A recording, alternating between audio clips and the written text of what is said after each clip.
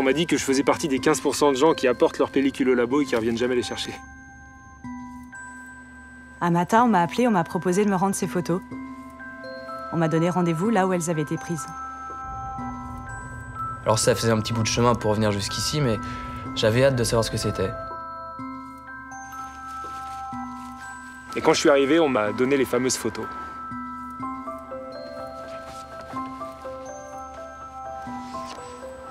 Ah bah oui, bien sûr. C'était la première fois qu'on partait en vacances entre potes. Oh la vache.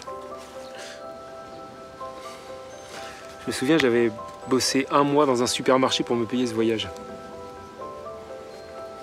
On était parti avec la vieille R5 de Stéphane et on écoutait de la musique italienne à fond. On avait quoi, une tente, nos sacs de couchage et on était bien. On se sentait libre. En revanche, on aurait pu mieux manger. On ferait plus ça maintenant. Oh, j'adore cette plage. Ça fait longtemps que je n'étais pas revenue. Mon oncle était prof de plongée. Alors un été, il m'a demandé si je voulais essayer. Je me rappelle parfaitement de ce moment maintenant que je le vois. Il faisait beau, mais l'eau était gelée comme d'hab. Mon oncle m'avait dégoté une combi super épaisse. Alors du coup, j'ai plongé. Je me souviens que j'ai même pas eu peur.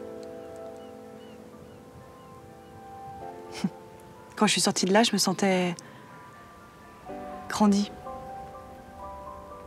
C'est marrant.